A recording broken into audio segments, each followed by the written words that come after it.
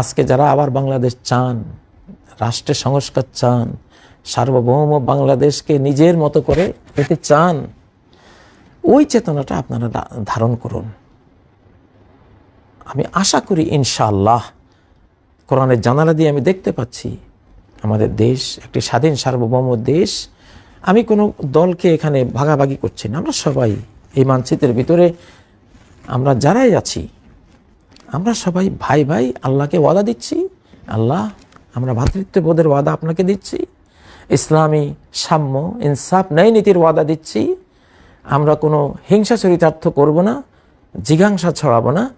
আপনি যেভাবে বলেন, ওরা আমাদেরকে মারলেও, বিজয়ী হয়ে মারলেও আমরা বিজয়ী হয়ে ওদেরকে মারব না, আমরা অঙ্গীকার দিচ্ছি। নবী সাল্লাল্লাহু আলাইহি ওয়াসাল্লাম ষষ্ঠ হিজরিতে যখন তিনি 14,000 বাহিনী নিয়ে তিনি রওনা দিয়েছিলেন উমরা করার জন্য। 14,000 নয়, এখন মনে আসছে না, 1400 সম্ভবত, হ্যাঁ 1400। তো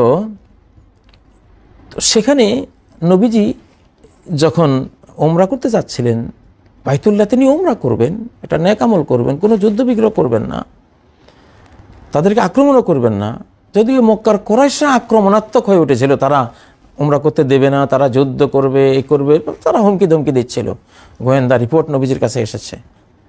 কিন্তু নবীজি তো তিনি যুদ্ধংদেহী না, তিনি উমরাকারী, বাইতুল্লাহর জিয়ারতকারী হিসেবে শান্ত মনে, সুন্দর মনে, রহমত ভরা মন নিয়ে তিনি এগোচ্ছিলেন।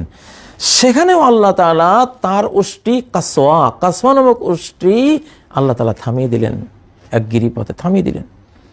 এখন নবীজির এই উষ্ট্রিটা খুব শক্তিশালী উষ্ট্রি ছিল, কোনো যাত্রাপথে সে বসে যেত না, এভাবে যাত্রা বিরতি দিয়ে দিত না।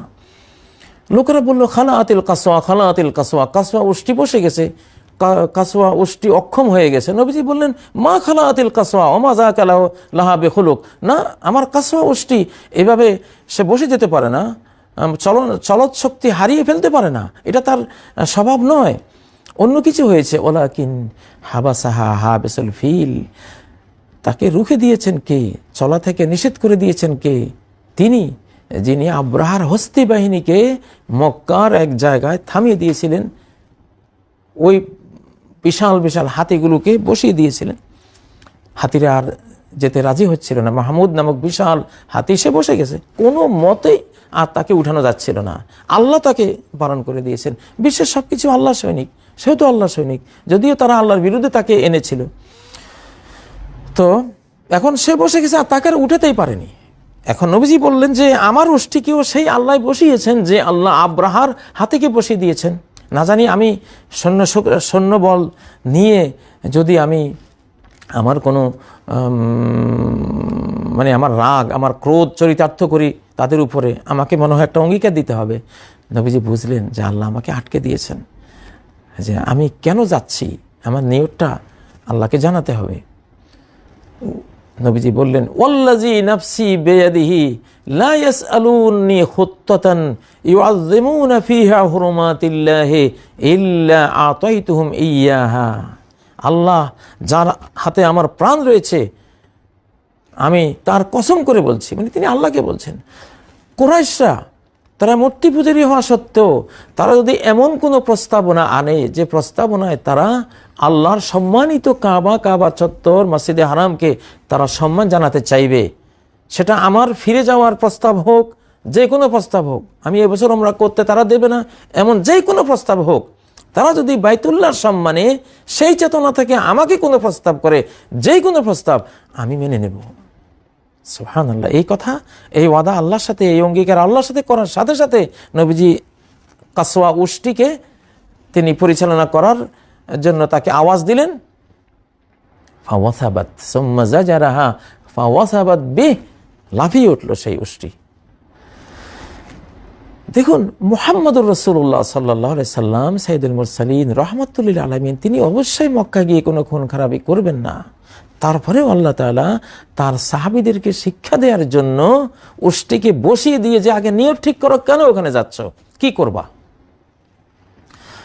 যদি সেটা অঙ্গীকার না দাও তাহলে যেতে দেব না, আল্লাহ আটকে দিয়েছেন। আজকে যারা এই আল্লাহকে সেজদা দেওয়ার এই দেশটি, এই মানচিত্রটি একটি মসজিদ। গোটা পৃথিবী মসজিদ, গোটা বাংলাদেশই আমাদের জন্য মসজিদ। আমরা আল্লাহকে সেজদা দেওয়ার জন্য আমরা নিয়েছি। তো আল্লাহর হুকুম মতোই আমরা চলবো, অন্যদেরকেও আমরা চলবো, কারো উপর জুলুম করবো না, এই অঙ্গীকার থেকে কিন্তু নেওয়া হয়েছে। আজকে যারা আবার বাংলাদেশ চান, রাষ্ট্রের সংস্কার চান, সার্বভৌম বাংলাদেশকে নিজের মতো করে পেতে চান, ওই চেতনাটা আপনারা ধারণ করুন।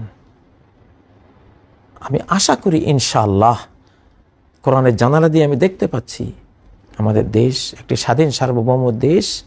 আমি কোনো দলকে এখানে ভাগাভাগি করছি না, আমরা সবাই এই মানচিত্রের ভিতরে, আমরা যারাই আছি আমরা সবাই ভাই ভাই। আল্লাহকে ওয়াদা দিচ্ছি, আল্লাহ আমরা ভ্রাতৃত্ববোধের ওয়াদা আপনাকে দিচ্ছি, ইসলামী সাম্য ইনসাফ ন্যায় নীতির ওয়াদা দিচ্ছি। আমরা কোনো হিংসা চরিতার্থ করব না, জিজ্ঞাসা ছড়াবো না। আপনি যেভাবে বলেন, ওরা আমাদেরকে মারলেও, বিজয়ী হয়ে মারলেও আমরা বিজয়ী হয়ে ওদেরকে মারবো না, আমরা অঙ্গীকার দিচ্ছি। দেখুন, নবী সাল্লাল্লাহু আলাইহি সাল্লাম অষ্টম হিজরিতেও যখন মক্কায় বিজয়ী বেশে ঢুকেছেন, মাথা নইয়ে ঘোড়ার উপরে, যেন ঘোড়ার পিঠে মাথাটা লেগে যাচ্ছে, এইভাবে ঢুকেছেন বিজয়ী হয়ে। লা তাসরিবা আলাইকুমুল ইয়াওম, আজকে তোমাদের বিরুদ্ধে প্রতিশোধ তো দূরে থাক, তোমাদেরকে কাউকে লজ্জাও দেব না। ভ্রাতৃত্বের যে বন্ধন তোমাদের সাথে আছে এটাও নষ্ট করব না, রক্তের যে বাঁধন আছে নষ্ট করব না। লা তাসরিব, কাউকে কোনো ভৎসনাও করব না। সুবহানাল্লাহ। ইউসুফ আলাইহিস সালাম তিনি যখন তার ভাইদেরকে হাতে পেলেন, তখন তিনি বাদশাহ, খাদ্যমন্ত্রী, মিশরের বিরাট পাওয়ার। ভাইয়েরা গেছে ফকির বেশে খাদ্য আনার জন্য, তাদেরকে পেলেন, তখন যা ইচ্ছা তাই করতে পারতেন।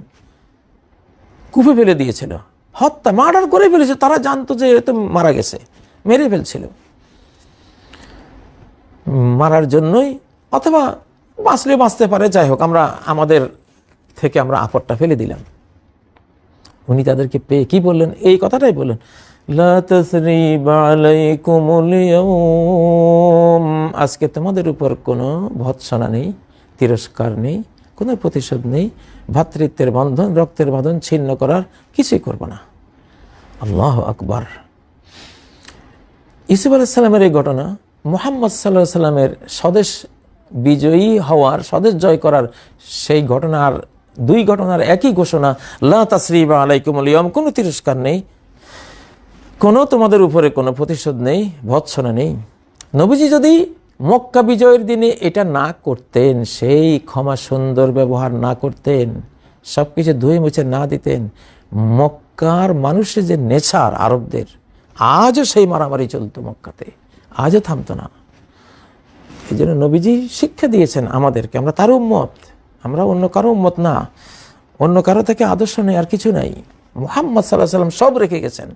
তার এই শিক্ষা থেকে কি পেলাম? আমি জেলখানায় বসে বসে এই ঘটনা থেকে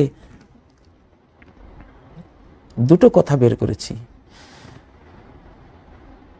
যে দেশ জয় করো লড়াই সংগ্রাম করে, দেশবাসীকে জয় করো ক্ষমা করে।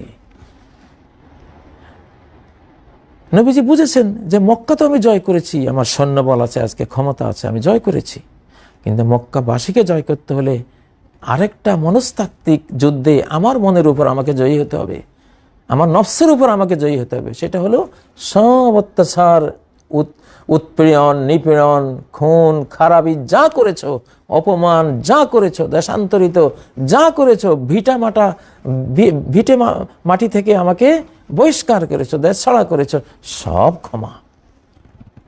তার মনের উপরে, নফসের উপরে তিনি জয়ী হয়েছেন। তার গোটা সৈন্য বাহিনী তাদের অন্তরের উপরে, নফসের উপরে জয়ী হয়ে সবাইকে, সব দাগী অপরাধীদেরকে, খুনিদেরকে, নির্যাতনকারীদেরকে ক্ষমা করে দিয়ে তাদের মন জয় করে নিয়েছিলেন। এটা ছিল দ্বিতীয় জয়, মানবিক জয়।